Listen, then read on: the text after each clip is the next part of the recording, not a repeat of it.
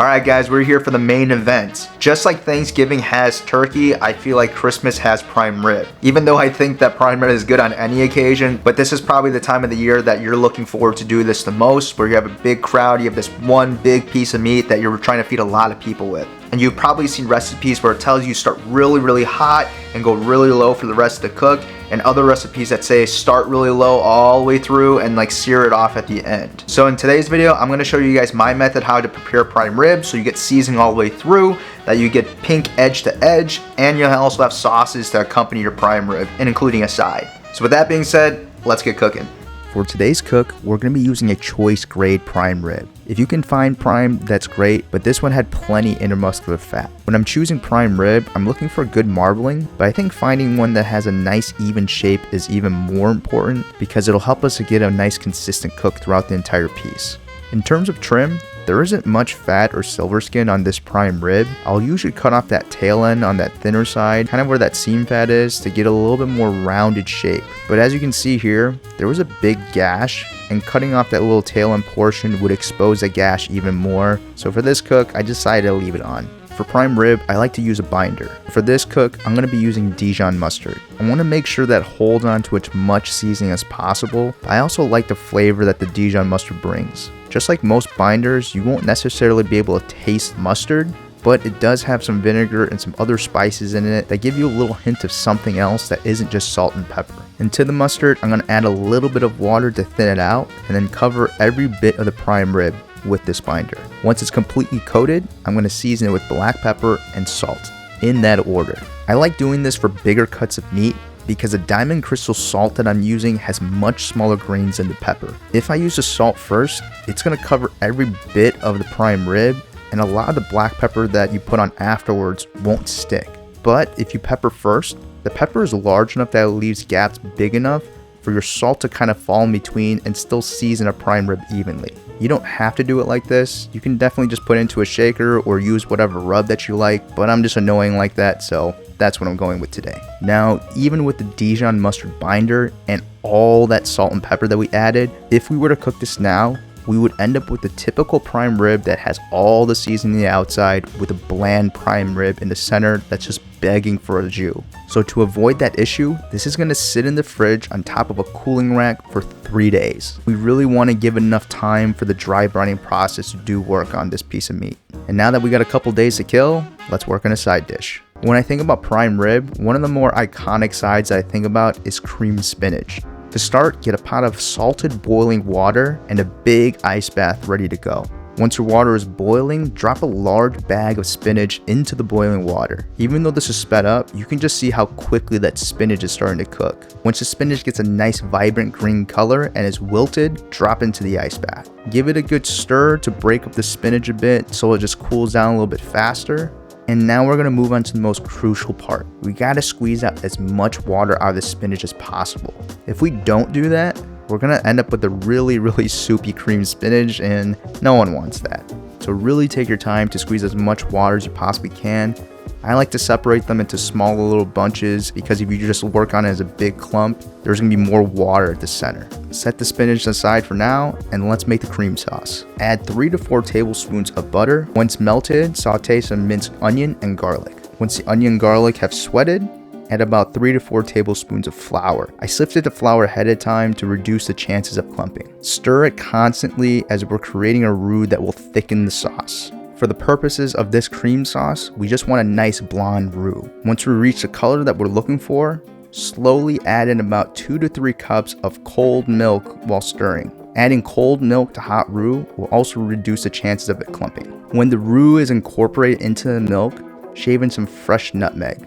Let it cook on a low heat for about 7 to 10 minutes while stirring occasionally. You'll know the sauce is done when it's thickened and can coat the back of a spoon. Some of the best cream spinach I've had was at a steakhouse called Bavette's in Chicago. They do a blue cheese cream spinach, and I want to do my own take on that. And even though this is focused on blue cheese, I want to add in some smoked Gruyere. It'll add some nice sweet and nutty flavor to balance out that strong, salty, funky blue cheese. Add in your 2 cheeses and stir until melted. To your spinach, add as much cream sauce that you want to get the consistency that you're looking for. Make sure you taste for seasoning. I thought it needed a little bit of black pepper, and it made the nutmeg pop just a little bit more. And there you have it. This is our blue cheese and smoked Gruyere cream spinach. And since it took us 3 days to squeeze out all the water from our spinach, our prime rib is ready to cook. After 3 days, this is what it looks like. Just the way that Dijon kind of dried on the outside and how all that salt is really starting to do some work on the outside of the prime rib, it almost looks dry aged. Now let's talk about the main goals for this cook today. 1, I want to make sure that we get as much smoke flavor on this prime rib as possible. And 2, and probably more importantly, I want to make sure we get a perfect edge-to-edge doneness. Now to achieve this, we're going to start with Korean newspaper that's been less than a week old. If the newspaper is too old, it's going to be too dry and it'll spike our temperatures to 350 degrees and will ruin the entire cook. Please use a Korean newspaper responsibly. I'm going to try to keep this temperature super low and keep in a range between 200 and 225 degrees. By doing that, we create a more gentle convection in our smoker and it won't be whipping around hot air. And by cooking at a lower temperature, it gives us more time to get color and get more smoke flavor on our prime rib. So we'll let this cook between 200 and 225 degrees until we reach an internal temperature of 110. While the prime rib cooks, we're going to make 2 sauces. The first one I think is absolutely essential when I eat prime rib. It's a horseradish cream sauce. Start with a bunch of sour cream, then add an extra hot horseradish. I don't know about you guys, but when I eat prime rib with this, I want my nose to almost be burning. Add a little bit of vinegar and season with some salt and give it a good mix. You can use fresh horseradish, but I find that it's a lot sweeter than I expected it to be. And so you have to add in a lot more horseradish to get a strong flavor. It makes your sauce really clumpy, but this is just a base and feel free to add whatever else you like to the sauce. Some people say I make things too complicating, so this is for you. And also because I don't care what those people say, I'm gonna make a red wine reduction sauce using a demi-glace. To a hot pan, add some oil and red onion. When translucent, throw in garlic and butter. Once the butter is melted, pour in a few cups of red wine and add in more than you think you need. Since this is going to reduce a lot, if you don't add enough, it'll evaporate into a sticky mess at the bottom of your pan. For aromatics, I'm going to add in a few black peppercorns, bay leaves, rosemary, and thyme. As the wine reduces, all those flavors will start to play nice with each other. After your red wine has reduced, I'm going to add a mix of turkey stock that I had left over from Thanksgiving and some of my leftover smoked beef demi-glace. If you want to see how I made the demi-glace, check out the video I have linked for you in the top corner. If you don't feel like making your own stock, I would recommend trying to buy the best stock that you can. If you have a local butcher shop near you, they probably have some stock frozen. After it's been reduced, strain it through a cheesecloth and you'll be left with this super rich, flavorful sauce. Check for seasoning, and right before you serve it, whisk in a knob of cold butter to get a nice velvety, shiny texture. And save yourself the trouble by making the sauces ahead of time. That way the day of, all you have to worry about is cooking the meat. Now that the sauce is done, let's go check on our prime rib. Here is our prime rib after it's reached an internal of 110 degrees. Cooking at the low temp, it took us about 2 hours and 20 minutes. I love the ruby red color that's coming from the extra smoke and the low temperature cooking. The fat has also taken on some color and it looks like it's rendered, but it's not. When I poke it, it's still bouncy and it feels like there's a pellet coat on the surface, which is telling me that the fat that's underneath the surface is not rendered yet, and it's gonna need some more cooking time, especially over high heat. So I'm gonna take the coals from my firebox and build a really hot fire in my grill to sear it off in just a few minutes. And by a few minutes, I mean 45 minutes. I'm gonna stick this in the oven with no heat. This will allow for the carryover cook to continue, but most importantly to reduce that gray band, it's gonna bring down the surface temperature. I believe that this is a step that makes a difference between a good prime rib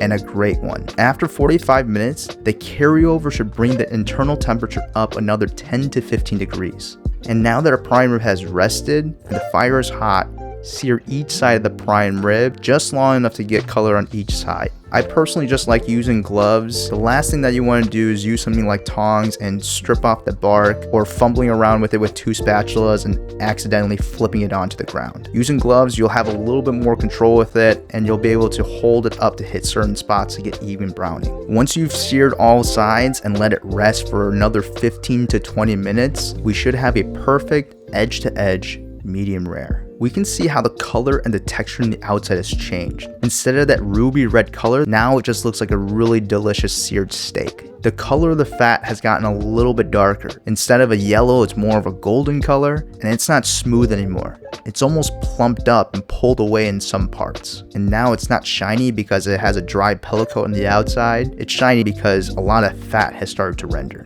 Now for the moment of truth. It's time to get that cross section.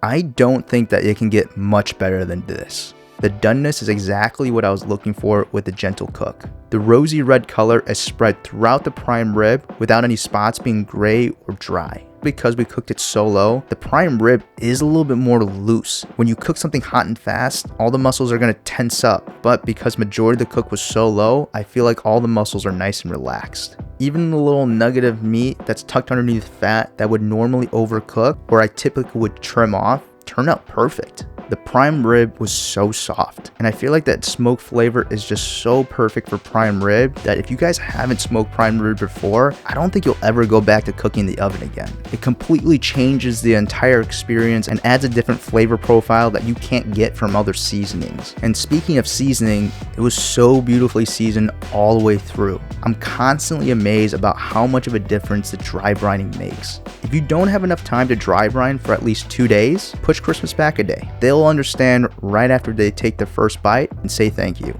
That combination of that rich, lip-smacking red wine reduction sauce with the bright, spicy horseradish is so perfect for the prime rib. The creamed spinach had great texture, wasn't too thick, and the mix of the smoked Gruyere and blue cheese adds just a hint of savory and a little bit of sweet to a familiar side dish. There's only so much that you can do and want to do this piece of meat to make it better. And if you're going to spend your hard-earned money, you want to make sure you're getting your money's worth. Taking the time to season the head and cook it slowly will yield you the best results, which is why I often find prime ribs at restaurants to be disappointing because they probably can't afford to take the time that you can at home. So there you have it, guys. This is my go-to way to cook a perfect edge-to-edge prime rib.